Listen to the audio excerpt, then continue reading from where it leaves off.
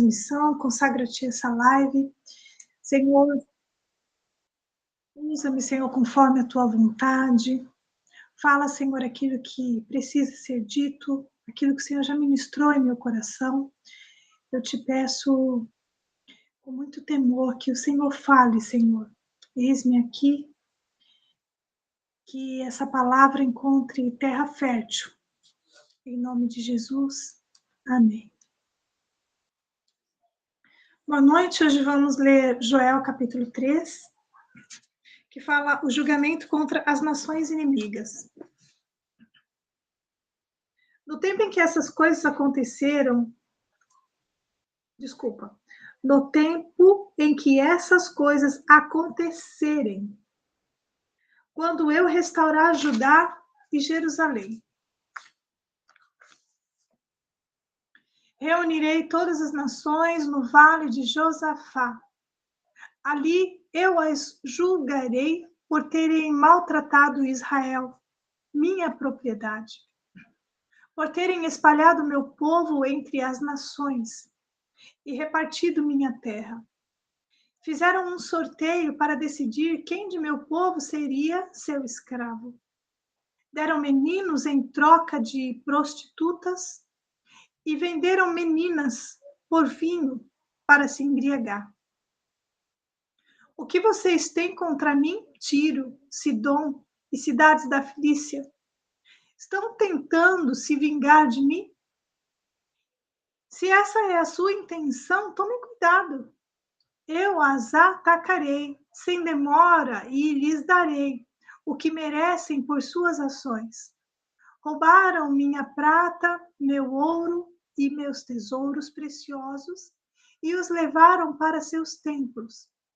Venderam aos gregos, os habitantes de Judá e Jerusalém, para que os levassem para longe de sua terra natal. Mas eu os trarei de volta de todos os lugares para onde os venderam, e darei a vocês o que merecem. Venderei seus filhos e filhas aos habitantes de Judá, e eles os venderão ao povo da Arábia, uma nação distante. Eu, o Senhor, falei. Anunciem às nações de toda parte. Preparem-se para a guerra. Convoquem seus melhores guerreiros. Que todos os seus soldados avancem para a batalha. Forjem seus arados para fazer espadas e transformem suas podadeiras em lanças. Treinem até os mais fracos para serem guerreiros. Venham depressa, nações de toda parte, reúnam-se no vale. E agora, ó Senhor, convoca teus guerreiros. Que as nações se mobilizem para a guerra e marchem para o vale de Josafá. Ali eu, ó Senhor, me sentarei para julgar todas elas. Lancem a foice, pois a colheita está madura. Venham e pisem as uvas, pois o tanque de prensar está cheio. Os tonéis transbordam com a perversidade das nações. Multidões e multidões esperam no vale da decisão, onde o dia do Senhor chegará em breve. O sol e a lua escurecerão, e as estrelas deixarão de brilhar. A voz do Senhor rugirá desde Sião e trovejará desde Jerusalém. Os céus e a terra tremerão, mas o Senhor será refúgio para o seu povo, uma fortaleza para o povo de Israel. Então vocês saberão que eu, o Senhor, seu Deus, habito em Sião, meu santo monte. Jerusalém será santa e exércitos estrangeiros não voltarão a conquistá-la. Naquele dia, vinho doce gotejará dos montes e leite fluirá das colinas. Água encherá o leito dos riachos de Judá. Uma fonte brotará do templo do Senhor e regará o vale das acácias. O Egito, porém, se transformará numa terra desolada, e Edom se tornará um deserto, pois atacaram o povo de Judá e mataram inocentes em sua terra. Judá, porém, ficará cheia de gente para sempre, e Jerusalém permanecerá por todas as gerações. Perdoarei os crimes do meu povo, que ainda não perdoei. Eu, o Senhor, habitarei em Sião. Amém. Glória a Deus. Esse capítulo 3 do livro de Joel fala a respeito da segunda vinda de Jesus Cristo. Então, quando ele fala ali no início do capítulo, né, ele está dizendo sobre o fato de Israel ser conduzida de volta para a Palestina, né? Então, como está escrito lá em Mateus capítulo 24, do 31 ao 35,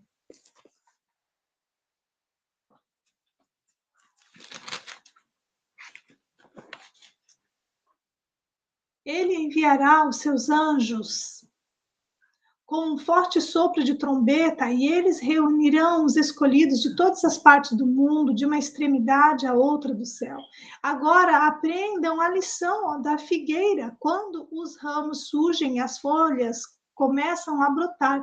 Vocês sabem que o verão está próximo. Da mesma forma, quando virem todas essas coisas, saberão que o tempo está muito próximo, à porta. Eu lhes digo a verdade, esta geração certamente não passará até que todas essas coisas tenham acontecido. O céu e a terra desaparecerão, mas as minhas palavras jamais desaparecerão. Ora, o Senhor está falando a respeito da segunda vinda, está falando da volta de Jesus. Então, aqui ele está falando sobre o fim, sobre os sinais que antecedem a segunda volta, a segunda vinda de Cristo. E depois, mais à frente, ainda em Mateus, no capítulo 25, do 31 ao 46, Jesus está falando como vai ser o dia do juízo. Então, eu vou ler bem rapidinho, do 31 ao 46 de Mateus 25, fala assim: quando o Filho do Homem vier em sua glória, acompanhado de todos os anjos, ele se sentará em seu trono glorioso. Todas as nações serão reunidas em sua presença, e ele separará as pessoas como um pastor separa as ovelhas dos bodes. Colocará as ovelhas à direita e os bodes à esquerda. Então o rei dirá aos que estiverem à sua direita: venham, vocês que são abençoados por meu Pai, recebam como herança o reino que ele lhes preparou desde a criação do mundo, pois tive fome e vocês me deram de comer, tive sede e me deram de beber, era estrangeiro e me convidaram para sua casa. Estava nu e me vestiram, estava doente, cuidaram de mim, estava na prisão e me vestiram. Então os justos responderão: Senhor, quando foi que o vimos faminto e lhe demos de comer, e lhe demos de comer, ou sedento e lhe demos de beber, ou como estrangeiro e o convidamos para a nossa casa, ou nu e o vestimos?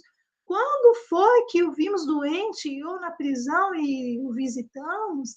E o rei dirá: eu lhes digo a verdade. Quando fizerem isso ao menor destes, meus irmãos, foi a mim que o fizeram. Então a palavra de Deus está dizendo sobre o nosso relacionamento com o nosso próximo, sobre a vinda do Senhor. Então, ele fala como que vai ser o dia do juízo. Então, ele está dizendo os sinais que acontecerão, que nós já estamos vivendo os sinais que estão descritos na Bíblia. O nosso mundo já está nos momentos finais, glória a Deus, que está chegando o dia da volta do Senhor, né? Então, esse julgamento que o Senhor fala, ele é para todos os gentios que sobreviverem à tribulação, à grande tribulação, e terem tratado bem os judeus, que são os irmãos de Cristo, como está no verso 40 aqui que eu acabei de ler. Então, ele vai estar colocando em evidência o seu relacionamento íntimo com Deus. E aí, já voltando para Joel, porque a gente não pode se aprofundar muito no tema da revelação, da volta de Jesus aqui, né? Porque é um estudo muito intenso, muito profundo, né? Já falei aqui para vocês sobre escatologia, né? Então, nós não vamos se aprofundar muito aqui. Então, voltando ali para o livro de Joel, no verso 4 ao 8, nós temos aqui o julgamento contra os fenícios e os filisteus, que eram conhecidos pelo comércio de escravos. Então, aqui no verso 8, essa palavra do verso 8, ela se cumpriu em 345 a.C., quando Artaxerxes II, né, ele vendeu os sidônios como escravos. E ali em 332, antes de Cristo, com Alexandre o Grande, quando ele fez a mesma coisa com os habitantes de Tiro e Gaza. Aí do verso 9 ao 17, a palavra fala sobre o Armagedon, né? Então está lá em Apocalipse. Vamos lá, está escrito em Apocalipse, capítulo 16, do verso 13.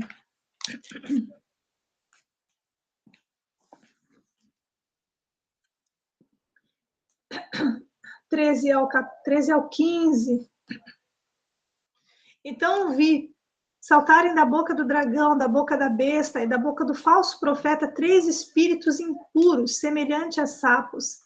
São espíritos demoníacos que realizam sinais e vão aos governantes da terra a fim de reuni-los para a batalha contra o Senhor, o grande dia de Deus, o Todo-Poderoso. Eu virei inesperadamente como um ladrão feliz. É aquele que me espera alerta e mantém puras as suas vestes, para que não precise andar nu e envergonhado. As roupas daquele que não vigia vão ser roubadas. Essas pessoas ficarão envergonhadas.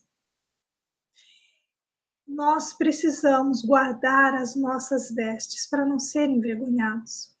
Eu estou falando de vestes espirituais. No verso 14, fala sobre o vale da decisão, né? Na Bíblia NVI, a decisão em letra minúscula, mas na outra versão, árabe, está em letra maiúscula. Então, decisão aqui, o vale da decisão, significa que é Deus quem decidirá e não mais os homens. Nós temos uma outra passagem em Romanos 2.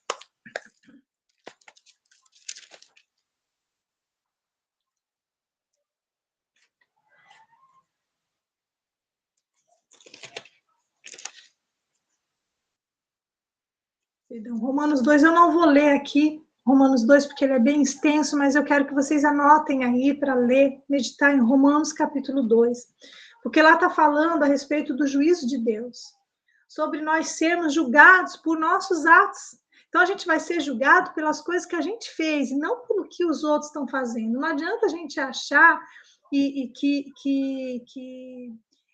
eu não consigo fazer isso porque fulano não me ajuda, porque fulano me incentivou a fazer o errado. Não, não é por causa de ninguém, nós vamos ser julgados por nossos atos.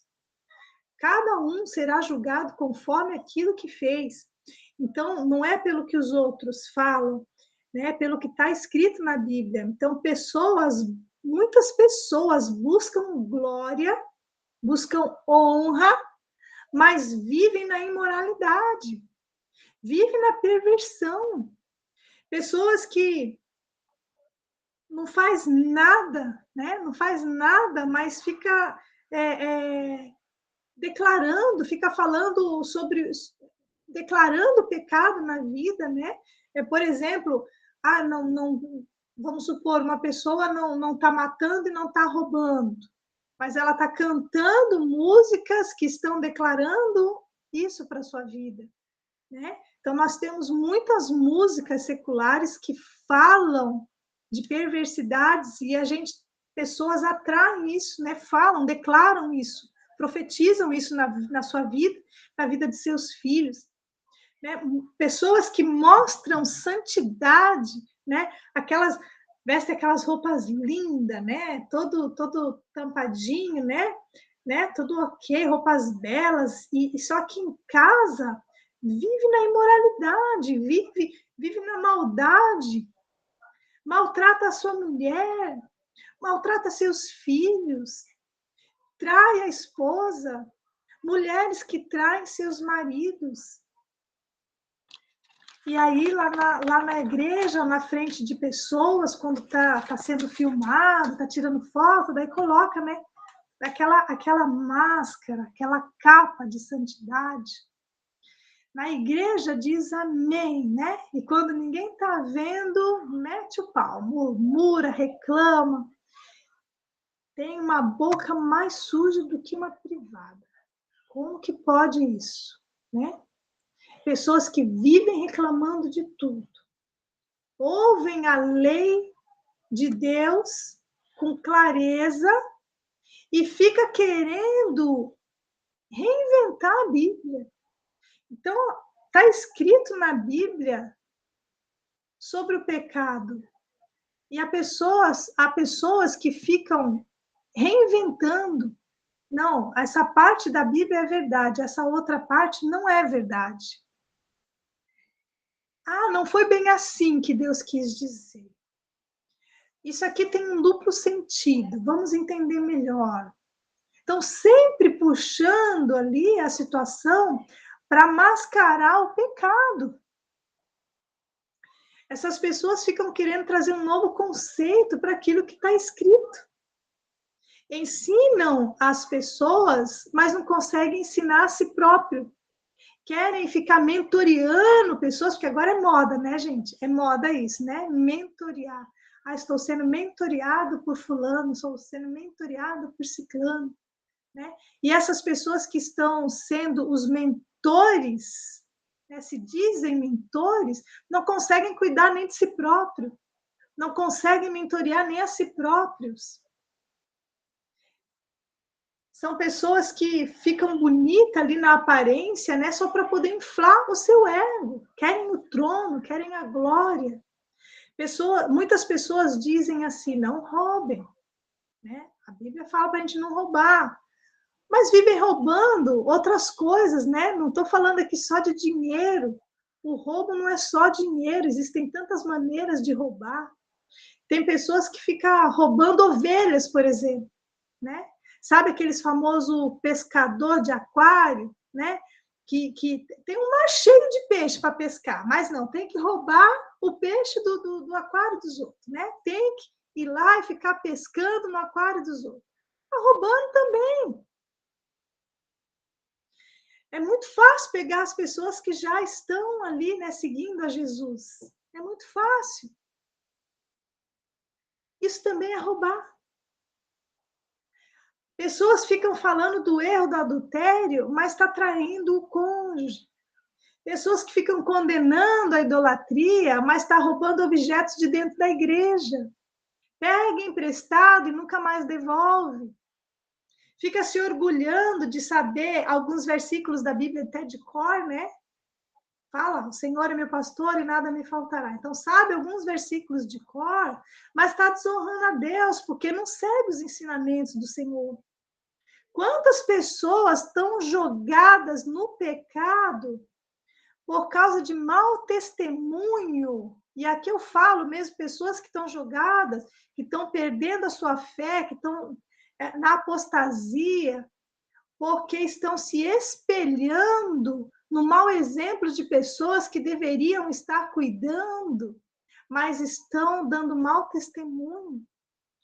Colocam uma roupa de santidade, mas quando estão fora da igreja, é a perversidade em pessoa. 1 Coríntios, capítulo 6, do verso 9 ao 11, esse eu vou ler para vocês rapidinho, porque é curtinho aqui. 1 Coríntios 6, capítulo 9 a 11, está escrito assim: vocês não sabem que os injustos não herdarão o reino de Deus? Não se enganem, aqueles que se envolvem em imoralidade sexual, adoram ídolos, cometem adultério, se entregam a práticas homossexuais, são ladrões, avarentos, bêbados, insultam as pessoas ou exploram os outros, não herdarão o reino de Deus. Alguns de vocês eram assim, mas foram purificados e santificados, declarados justos diante de Deus, no nome do Senhor Jesus Cristo e pelo Espírito de nosso Deus. Então, glória a Deus que nós fomos justificados porque entendemos esses pecados, nos arrependemos, colocamos na cruz e recebemos pela graça do Senhor e misericórdia o perdão. Não existe uma pessoa que nunca pecou. Esse eu acabei de ler em 1 Coríntios, capítulo 6, verso 9. Do 9 até o 11. Então, enquanto houver fôlego de vida, enquanto Jesus não voltar, ainda dá tempo da gente se arrepender dos nossos pecados, mudar o nosso jeito de ser, né? Enquanto houver a graça, porque nós vivemos no tempo da graça, né?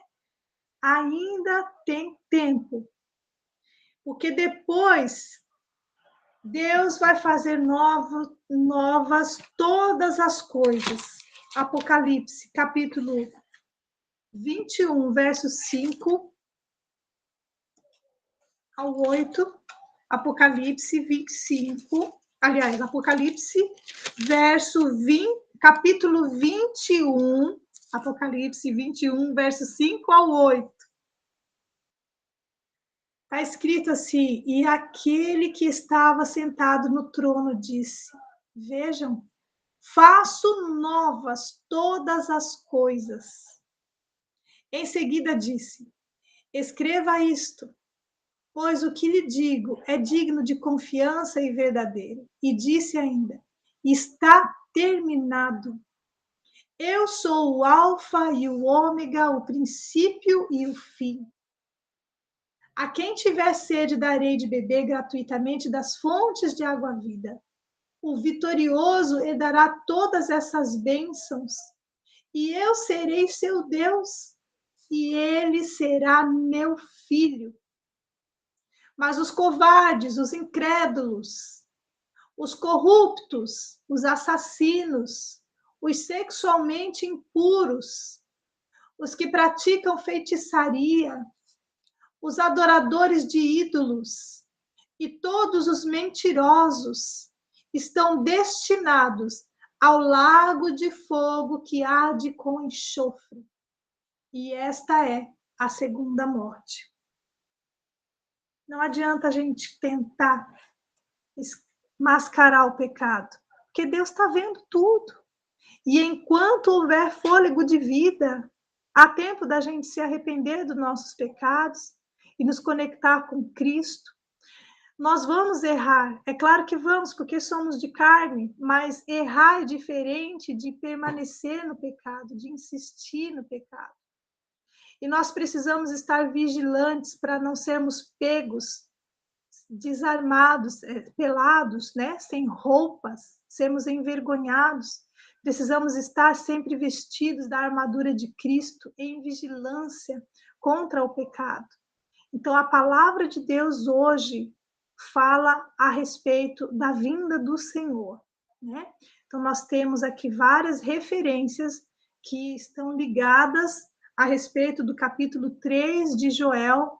Então, temos outras passagens bíblicas também que são parte escatológica, que falam a respeito da vinda do Senhor, da segunda vinda. E os sinais, eles estão aí, gente. Basta a gente assistir 5 minutinhos de noticiário e a gente já sabe os sinais que estão acontecendo o tempo todo. Então, não há tempo da gente ficar pensando, não, depois eu me arrependo, deixa, vamos indo, né? Tomara que Jesus não volte hoje. Mas e se Jesus voltar hoje à noite, enquanto a gente estiver dormindo?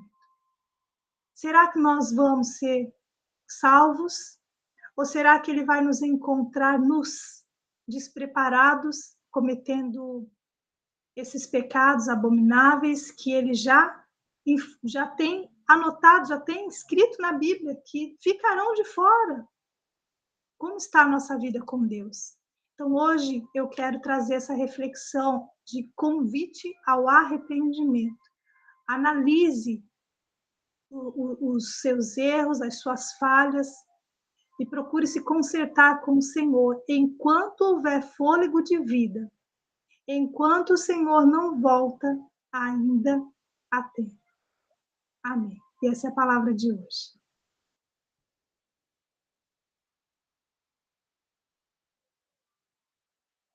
Caso alguém queira comentar.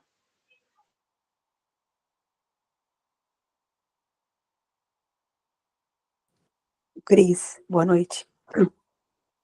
Eu achei bem importante ali, né, tu frisar bastante em questão ali de roubar, né, às vezes você acha que você não roubou, mas de uns tempos para cá eu comecei a perceber algumas coisas assim na minha vida, né, e o Espírito Santo tocou muito no meu coração, aquele pote que você tem ali não é seu, por que você não devolve?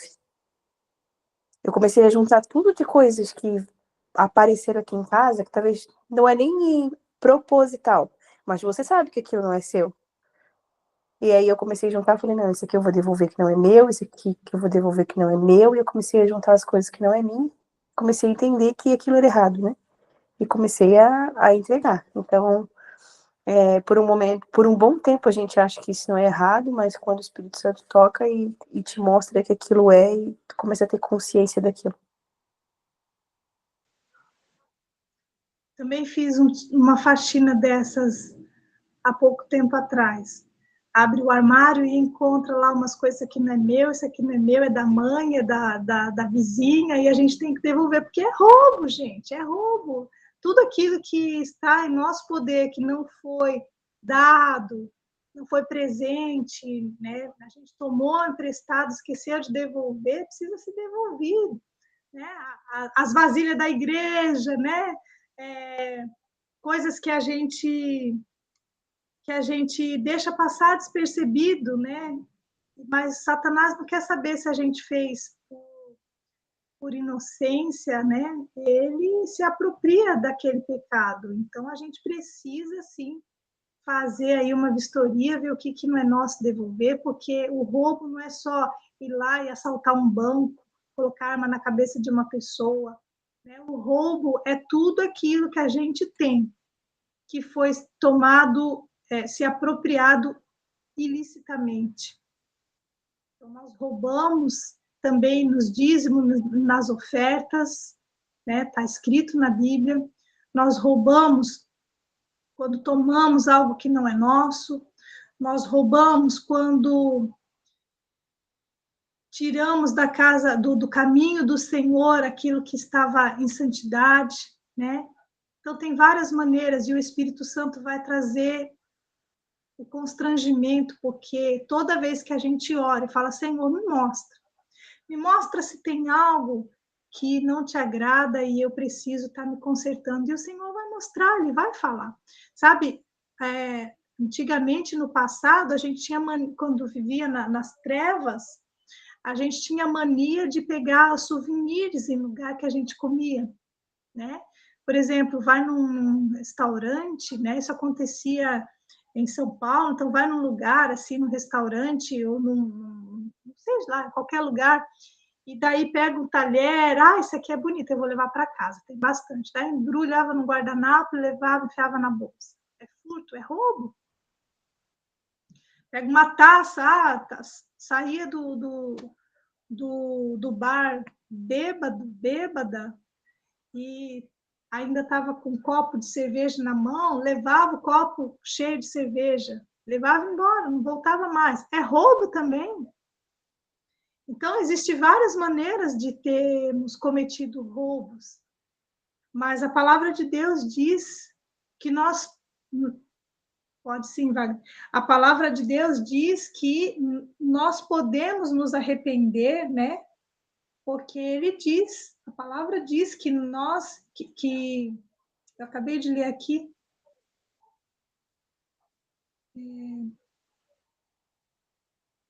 que ele nos perdoa, né?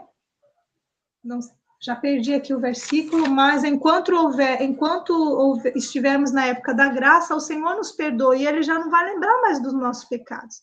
A gente só precisa confessar. Pois não, Wagner, pode falar. Ô, Cris, foi exatamente isso que sobre o roubo que me pegava muito em relação quando eu dei o testemunho na igreja a respeito de que eu deixava o dinheiro tomar conta da minha vida, porque eu sempre trabalhei, né? Sempre trabalhei, tinha o meu dinheiro, mas o meu dinheiro acabava em relação às contas e tudo, e eu não conseguia ficar sem o dinheiro. Eu não conseguia ficar sem o dinheiro, então eu viajava, né? E eu pegava combustível porque eu não conseguia ficar sem o dinheiro. Durante muito tempo eu pegava diesel e vendia mais barato na estrada para não ficar sem dinheiro. E, e o problema é que o problema não era só o dinheiro. O Satanás ele é tão astuto que eu não só estava roubando, com o próprio dinheiro do roubo, eu estava me afundando na cocaína. Sabe, uma coisa vai levando a outra, um gatilho vai atirando o outro, e assim, todo mundo sabe ali o que aconteceu comigo, quem não sabe, uma hora a gente vai conversar aí, e foi o que aconteceu para eu chegar no fundo do poço, até eu enxergar que o que estava me levando à destruição era o dinheiro, e eu enxerguei que, sim, dinheiro é bom, só que quando a gente trabalha, quando a gente é honesto, quando a gente devolve o que é de Deus, e assim Deus tem feito na minha vida, é o que eu falei na igreja. Deus tem me ensinado cada dia que eu preciso do dinheiro, claro, mas eu não dependo do dinheiro, eu dependo dele. E é isso. É isso aí. E você conseguiu, né? Você teve tempo de se arrepender e o Senhor já não lembra mais desses pecados. Não existe mais acusação nenhuma a respeito desses pecados que você já confessou e se arrependeu, né? Isso foi tirado das garras de Satanás. Você teve tempo para se arrepender. E glória a Deus por sua vida, porque hoje você pode falar dos erros do passado como um testemunho, né, para que outras pessoas não entrem na mesma prisão que você foi colocado por causa desses pecados. Então, é muito importante a gente reconhecer o que Cristo fez e trazer da forma como você está trazendo hoje, como testemunho. Eu era assim, mas Jesus me encontrou. Eu me arrependi e hoje eu estou livre para a glória do Senhor. Amém?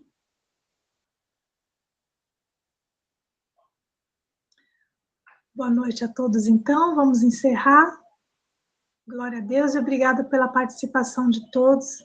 Espero que vocês meditem aí, né? Não precisamos entrar em muitos detalhes aqui na questão da escatologia, né? Porque daí a gente precisa fazer um curso de teologia. Então, vamos focar aqui na questão da volta de Cristo, para que ele não nos pegue nos desprevenidos, e sim em santidade em nome de Jesus. Amém? Eu vou orar. Senhor Jesus, obrigada por essa transmissão, obrigada pela oportunidade de aprendermos a respeito da tua volta, aprendermos a respeito dos pecados que nos afastam de ti, os pecados que fazem com que a gente perca o direito à salvação. O Senhor comprou o direito à nossa salvação quando morreu na cruz. Mas nós, por causa do pecado, nós podemos perder essa salvação. Então, nos ajude, Senhor, a reconhecer os nossos erros e a se arrepender e a sair da zona de pecado, para que quando o Senhor voltar, porque a tua palavra diz que a tua volta será num piscar de olhos, a sua volta será como um ladrão que entra numa casa sem avisar. Então, que a gente possa estar vestidos da tua armadura, que possamos estar em santidade, em arrependimento e aos teus pés, em nome de Jesus, assim eu oro. Em nome de Jesus, amém. Boa noite.